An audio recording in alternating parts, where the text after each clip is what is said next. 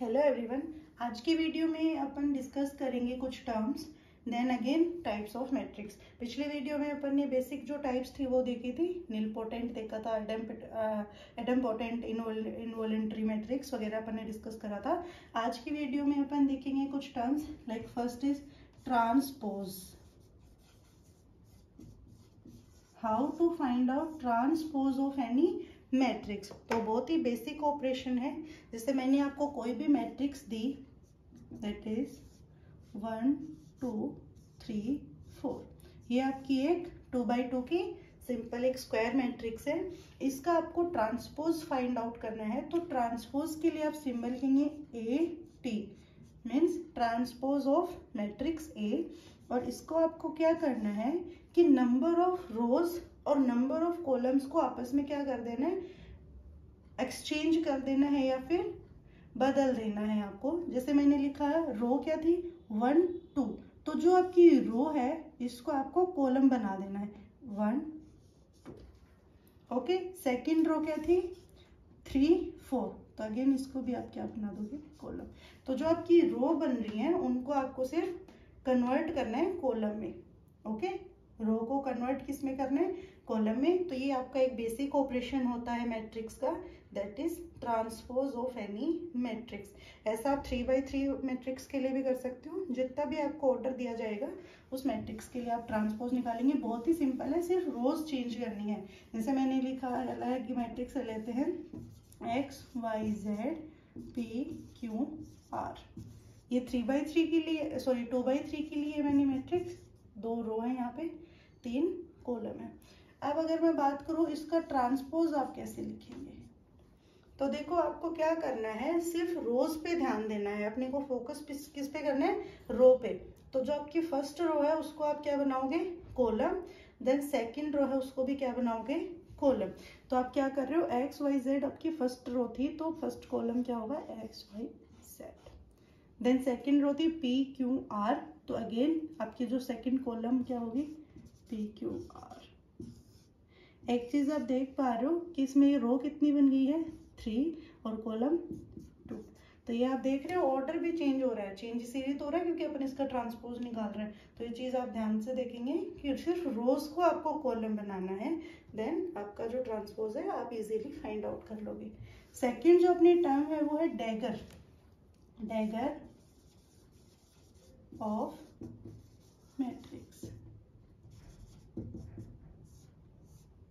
Dagger of matrix आप कैसे find out करेंगे, तो डैगर बहुत ही सिंपल बेसिक आपका ऑपरेशन है। उसको सिंबल देख लो पहले, तो आप डैगर के लिए आप प्लस का एक साइन लगाएंगे। जैसे ट्रांसपोज के लिए आपने ए के ऊपर टी लिखा था, तो डैगर के लिए आप क्या लिखेंगे, ए के ऊपर आपको क्या लगाना है, हल्का सा प्लस लगाना है, मीन्स डैगर ऑफ ए।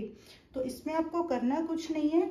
सबसे पहले जो आपकी मैट्रिक्स गिवन होगी, आपको कोई भी matrix a b c d जो भी आपकी मैट्रिक्स है उसका आपको कॉन्जुगेट लेना है, देन उसका ट्रांसपोज करना है। ओके, ट्रांसपोज में तो सीधा था, कन्वर्ट करना था रोज को कॉलम में, लेकिन इसमें क्या करना है, ट्रांसपोज अपने को करना है, लेकिन सबसे पहले क्या करेंगे, कॉन्जुगेट करेंगे। कॉन्जुगेट निकालना बहुत ही आसान है। जो आपके रियल वैल्यूज है लाइक 1 2 3 4 5 वो तो सेम रहती हैं, हाँ कहीं पे आइडा वाली टर्म आती हैं।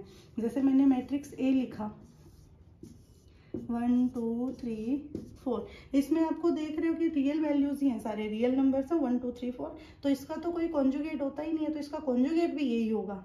ठीक है, तो इसका तो आप डायरेक्ट अगर ट्रांसपोज कर दो तो आपका जो ट्रांसपोज आ गया उसी को आप डैगर भी लिख सकते हो। लेकिन अगर मैं लिख दूँ 1 प्लस आइडा 4 माइनस आइडा, अब आप इस मैट्रिक्स में देखो कि कुछ आइडा मीन्स आपकी इमेजिनरी टर्म्स भी ऐड हो चुकी हैं। अब आपको इसका डैगर निकालना है, तो डैगर निकालने के लिए आप क्या करते हैं, कॉन्जुगेट उसका ट्रांसपोज करना है। ठीक है, ये चीज अच्छे से डिफरेंशिएट करेंगे कि ट्रांसपोज में सीधा आपने कन्वर्ट कर दिया था रोज और कॉलम को।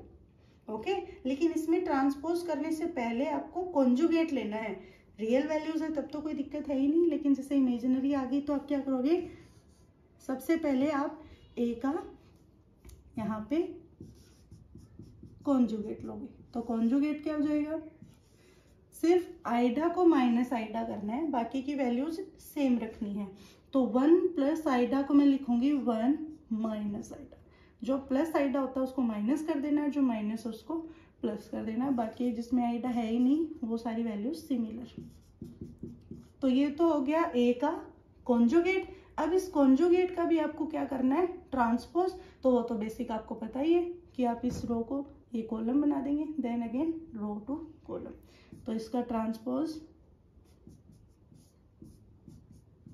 वो हो जाएगा आपका 1 माइनस आइडा 2। ये फर्स्ट रो उठा दी मैंने, फर्स्ट कॉलम बना दिया, देन सेकंड रो उठा लो और सेकंड कॉलम बना दो। तो ये आपका क्या हो गया, transpose of dagger of matrix. ठीक है, इन दोनों टर्म्स को ही ध्यान से देखेंगे क्योंकि अपने मोस्ट ऑफ द क्वेश्चंस इन्हीं टर्म्स से होंगे कि डैगर और ट्रांसपोज। इन्हीं से आगे चल के 2-3 टाइप भी बनेंगे अपने मैट्रिक्स के, like Hermitian, symmetric matrix, anti symmetric, anti Hermitian. तो वो आप तभी समझ पाओगे जब आप इन दोनों टर्म्स को समझोगे। ट्रांसपोज में सीधा आपको रो टू कॉलम जाना है, एंड डैगर में क्या करना है, पहले कॉन्जुगेट लेना है, फिर रो टू कॉलम आपको कन्वर्ट करना है। ओके, नेक्स्ट है इनकी प्रॉपर्टीज ऑफ ट्रांसपोज। ठीक है, एंड प्रॉपर्टीज ऑफ डैगर भी आपको देखनी है क्योंकि वो क्वेश्चंस को सॉल्व करने में काम आती हैं कहीं ना कहीं।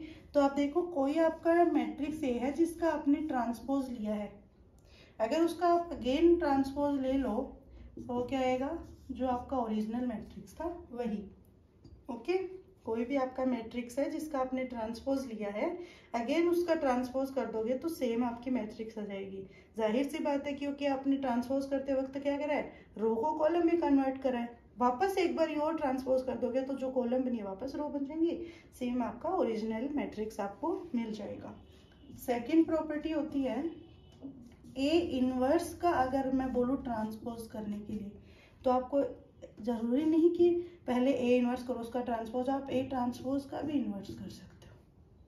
Okay, next and third property, अगर मैंने ए प्लस बी का ट्रांसपोज लिखा है, दैट मीन्स ए का ट्रांसपोज प्लस बी का ट्रांसपोज।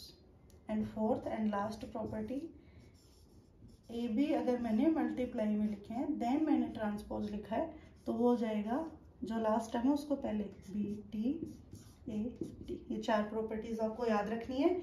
कोई मैट्रिक्स है उसका ट्रांसपोज का भी ट्रांसपोज किया ओरिजिनल आ जाएगी, इनवर्स का ट्रांसपोज या फिर ट्रांसपोज का इनवर्स कर दो, सिमिलर बात होती है, सेम बात होती है। 2 मैट्रिक्स का सम है उसका आपने ट्रांसपोज लिया है तो सबसे पहले ए पे जाएगा प्लस बी पे जाएगा, इस तरीके से आप लिख सकते हो। नेक्स्ट, ए बी आपने मल्टीप्लाई में लिया है, उनका ट्रांसपोज लिया है तो बी का ट्रांसपोज ए का ट्रांसपोज, इस तरीके से आपको लिखना है। नेक्स्ट है properties of dagger. Properties of dagger, तो प्रॉपर्टीज ऑफ डैगर में भी ये सेम अपन कुछ प्रॉपर्टीज डिफाइन कर देंगे।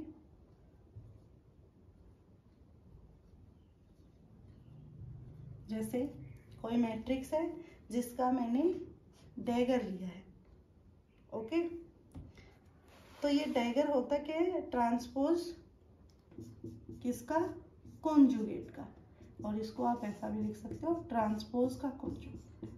तो ये प्रॉपर्टी याद रखें कि ये सेम ही बात होती है, या तो जो मैट्रिक्स है उसका पहले आप कॉन्जुगेट कर लो फिर ट्रांसपोज निकाल लो, वो डैगर ही होगा, या फिर पहले ट्रांसपोज निकाल लो फिर उसका कॉन्जुगेट कर दो, वो भी डैगर ही होगा। तो आप ये याद रखिए, कंफ्यूज ना हो, दोनों एक ही बात है। नेक्स्ट है, अगर मैं 2 बारी डैगर कर दूं, मीन्स एक मैट्रिक्स का डैगर लिया था अगेन डैगर ले लूं तो वो आपकी क्या जाएगी, ओरिजिनल मैट्रिक्स। ठीक है, ये तो ट्रांसपोज जैसी ही है ये प्रॉपर्टी। नेक्स्ट है, ए प्लस बी का अगर मैं डैगर ले लूं, ए प्लस बी का जो डैगर होगा वो ए का डैगर प्लस बी का डैगर के बराबर होगा। एंड लास्ट, ए बी का डैगर ले लूं तो बी का डैगर ए का डैगर होगा। तो ये प्रॉपर्टी सिमिलर है, सेम है, ट्रांसपोज की भी और डैगर की भी। तो याद रखें उस ट्रांसपोज में भी क्या था, 2 बारी ट्रांसपोज लेने पे ओरिजिनल आ रहा था, तो 2 बारी डैगर लेने पे भी क्या आएगा, ओरिजिनल मैट्रिक्स आएगा। प्लस में है तो आप प्लस में अलग अलग कर सकते हो उनको। ट्रांसपोज निकाला था तब भी सेम अपन ने लिखा था, ए का ट्रांसपोज प्लस बी का ट्रांसपोज। तो इसी तरीके से ए का डैगर प्लस बी का डैगर, ए बी का ट्रांसपोज लिया था वहाँ पे, तो बी का ट्रांसपोज, ए का ट्रांसपोज, यहाँ पे डैगर है तो डैगर मैंने लिख दिया। तो ये 4 प्रॉपर्टी हैं दोनों ही टॉपिक की, और वो चारों ही आपको क्या करनी है, याद रखनी है, ताकि